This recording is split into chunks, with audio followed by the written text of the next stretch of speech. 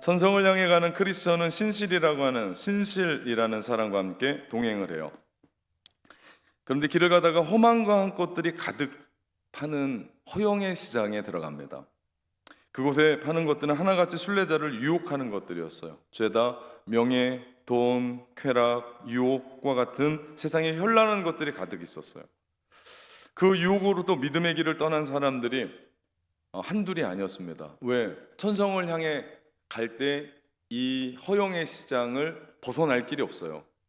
우리가 천사 대교, 우리 천사의 섬을 차로 들어가려면 앞에도 지나가는 것처럼 안 지나가면 안 되는 곳이 허영의 도시였습니다. 그래서 수많은 사람들이 십자가의 언덕을 경험했고 천국의 집, 기쁨의 집, 평안의 집을 거쳤고 그리고 계속해서 천성을 향하여 감에도 불구하고 그들은 허영의 도시에서 모두가 다 믿음을 잃어버렸고 그곳에서 주저앉고 말았습니다.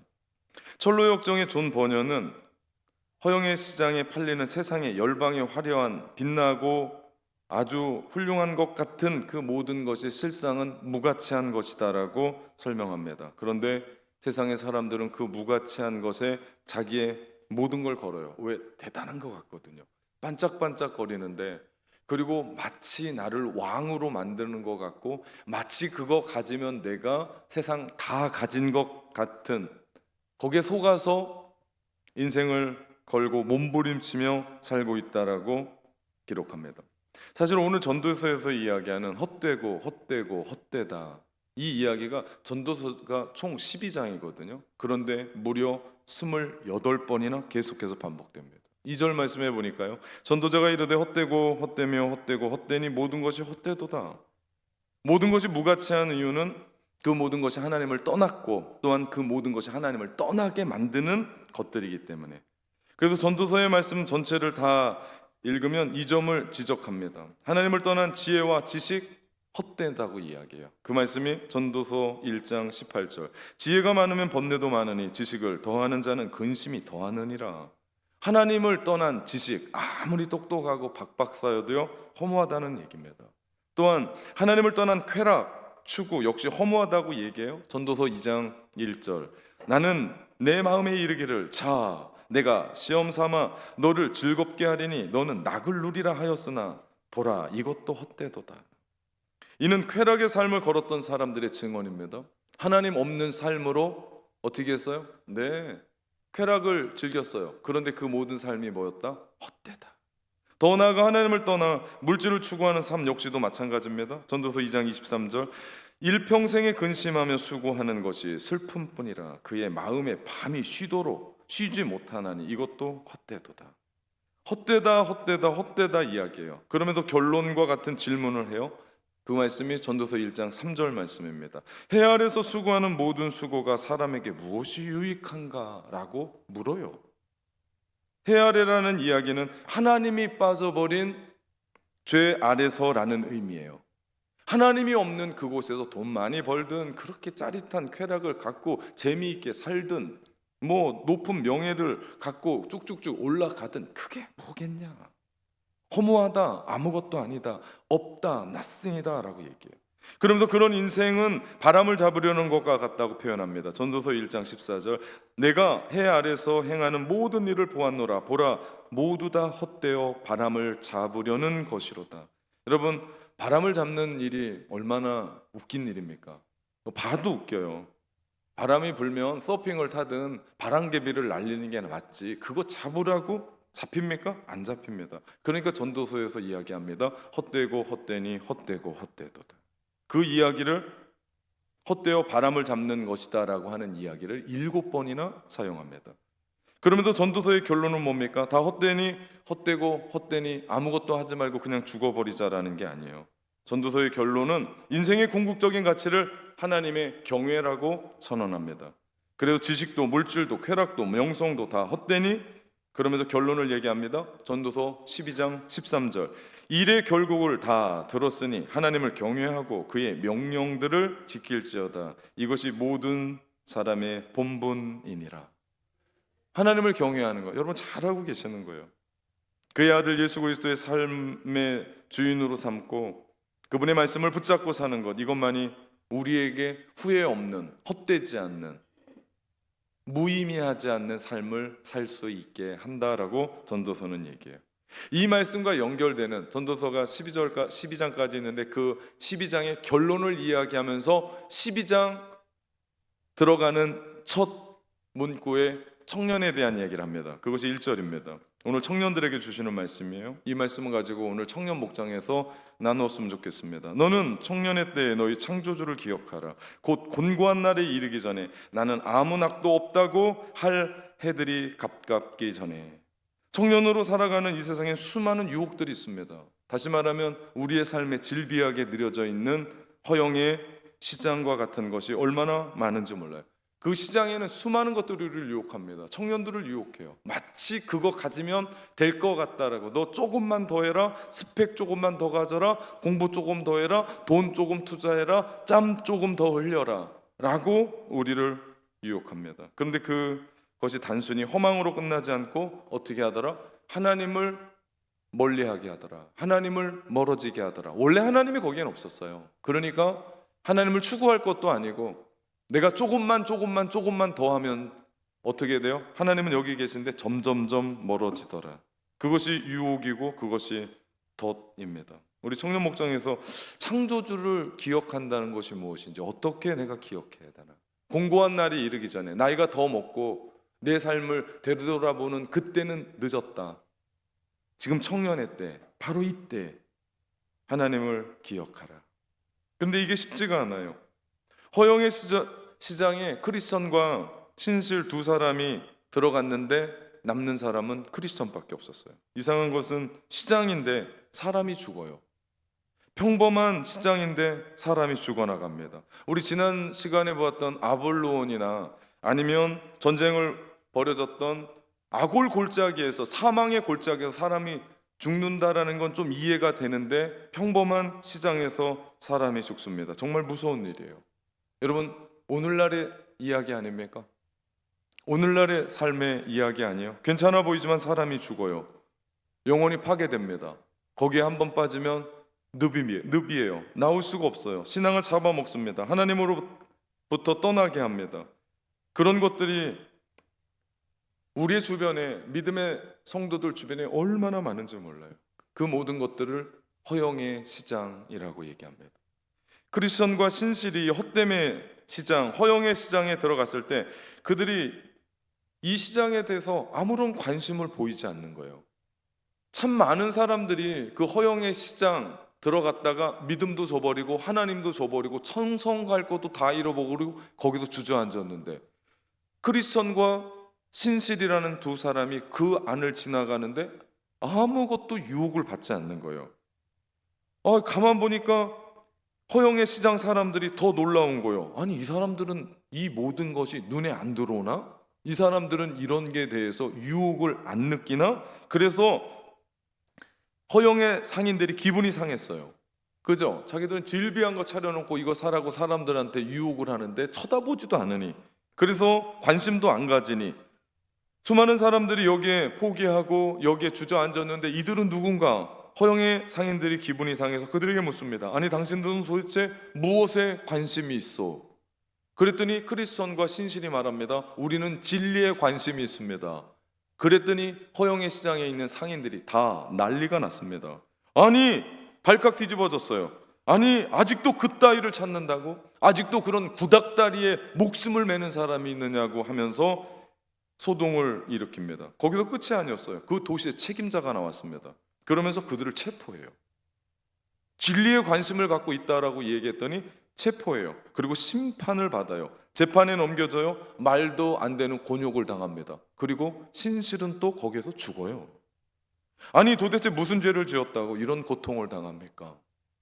아니, 그들이 뭘 잘못했다고 물건을 훔쳤습니까? 혹은 허영의 도시에 있는 거기에 불을 질렀습니까? 아니면 그 도시에 대해서 욕을 했습니까? 아무런 관심을 갖지 않았고 우리는 진리에 대한 관심이 있다라고 이야기하자 체포하고 고문하고 불 속에 집어던져 죄로 만들었습니다. 아니, 이렇게 끝나버린다면 하나님의 공의는 어디에 있을까? 하나님, 억울하지 않습니까? 신실이 너무 억울한 거 아니에요?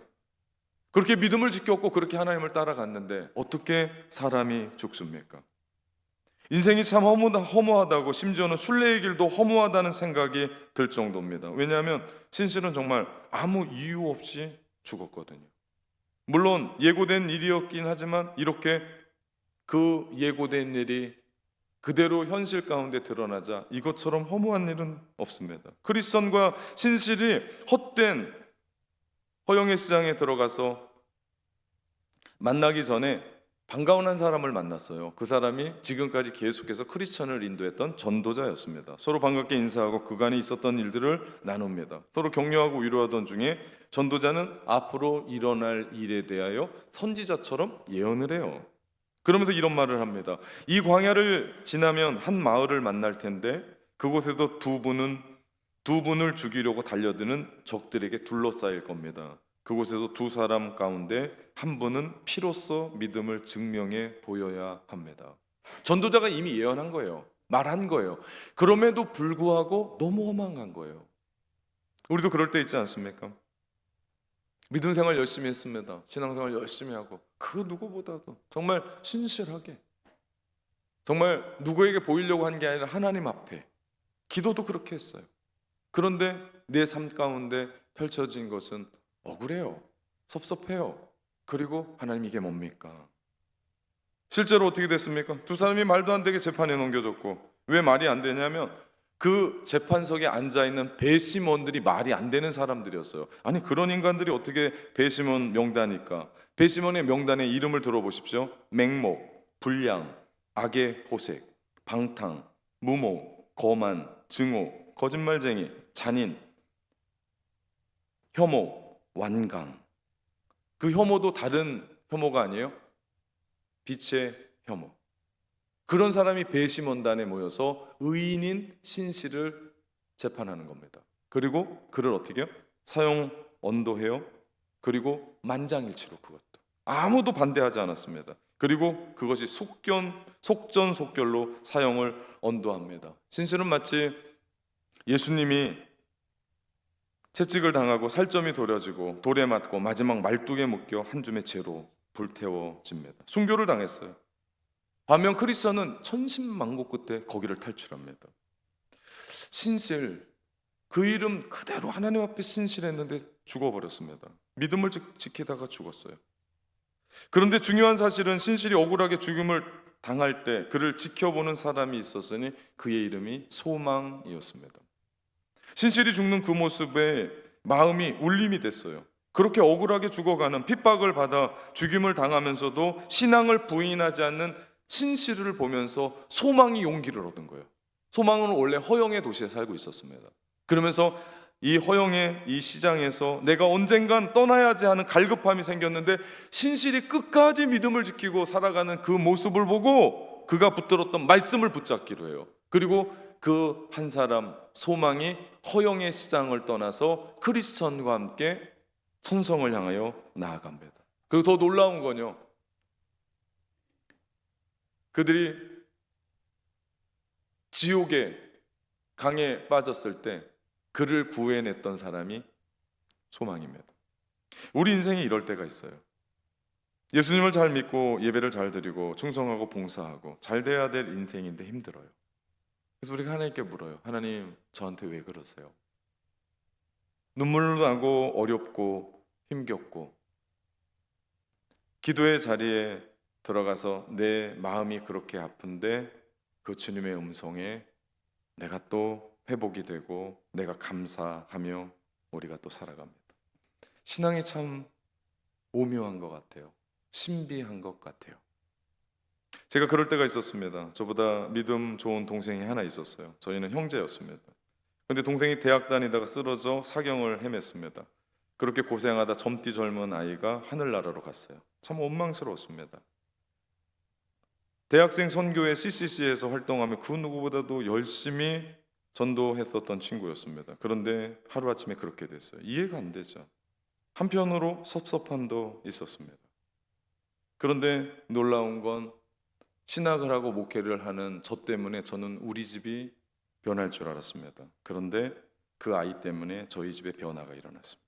전혀 변하지 않을 것 같은 어머니가 신앙생활을 시작했고 우리 가정을 하나님께로 인도함을 받게 된 건 제가 아니라 동생 때문이었습니다.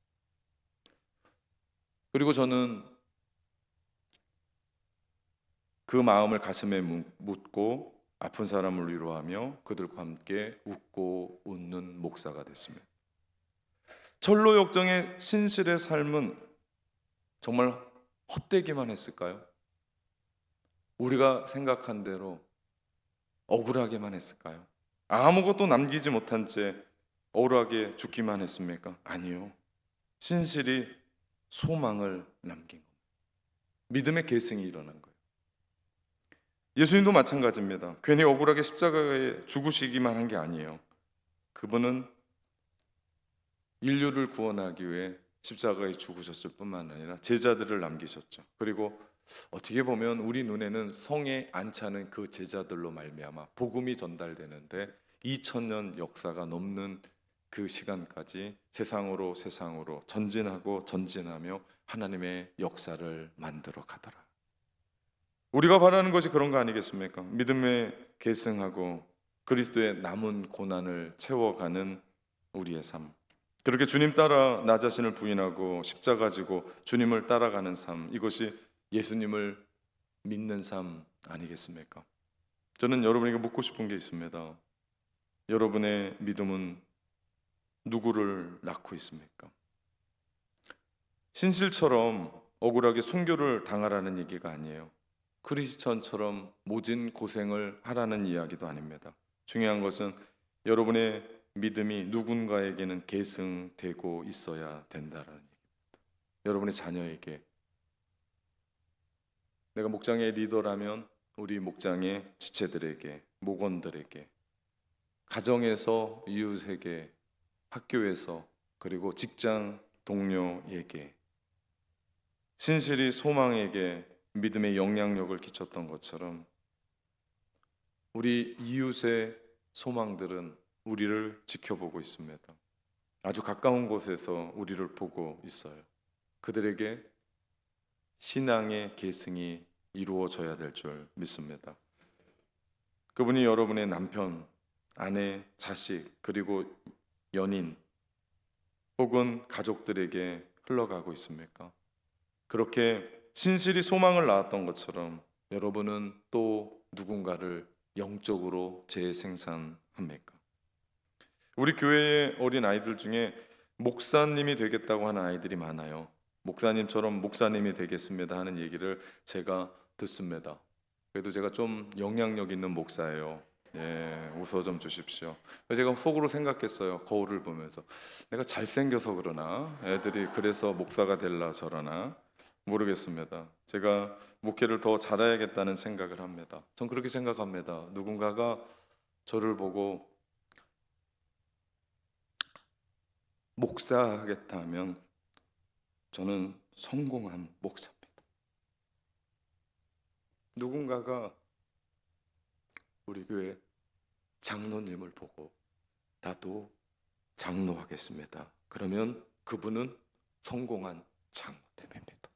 누군가가 우리에게 청소하는 권사님들 보고 나도 우리 권사님처럼 교회의 권사님 되겠습니다 하면 분명 그분은 성공한 권사님일 겁니다. 우리가 이렇게 영향력 있는 사람으로 섭시다. 큰 일을 이루고 어떤 멋진 일을 하는지는 잘 모르겠습니다. 그런데 우리 안에 있는 누군가에게 영향력을 끼치고 누군가에게 믿음의 계승을 하고, 야 나도 저분처럼 신실하게 이 믿음 지키며 끝까지 주님 바라보며 기도하며 살아야겠다라고 하는 그 한 사람이 우리 가운데 있다면, 허영의 시장 같은 폭탄과 같은 질비한 우리를 유혹하는 것들이 가득한 세상 속에 누군가는 손잡아주며 그를 일으키고 나쁜 길 갈 때 아니다라고 이야기해주고 그에게 천성을 향하여 함께 그 길을 걸어가는 그 한 사람이 있다면 우리 공동체는 외롭지 않을 겁니다. 그리고 우리 공동체는 흐트러지지 않을 겁니다. 우리에게 질비하게 가득한 허영의 시장에 있는 부분처럼 수많은 것들이 우리를 유혹합니다. 그때 믿음의 백성답게 유혹을 이기고 말씀에 서서 신실하게 끝까지 천성을 향해 전진해야 될 줄 믿습니다. 또한 그렇게 믿음 생활하는 누군가가 우리를 보고 있다는 거예요. 물론 누군가가 나를 보니까 그렇게 살자는 건 아닙니다. 그런데 내가 그렇게 신앙생활하고 내가 그렇게 예배하고 알거든요. 어려운 거 알거든요. 눈물 나는 현실 알거든요. 힘들다는 것도 알거든요. 그런데 예배하는 거예요. 근데 늘 그 자리에서 하나님을 찬양하는 거예요. 늘 그 자리에서 보라는 게 아니에요. 늘 있던 그 자리에서 믿음의 길을 걸어간다 할 때 누군가가 그 모습을 보고 믿음에 계승하고 영향력을 끼치고 또 그런 상황이 됐을 때 올곧게 주님 바라보며 그 길 걸어갈 수 있게 될 줄 믿습니다. 이런 삶 살아내시기를 주님의 이름으로 축원합니다.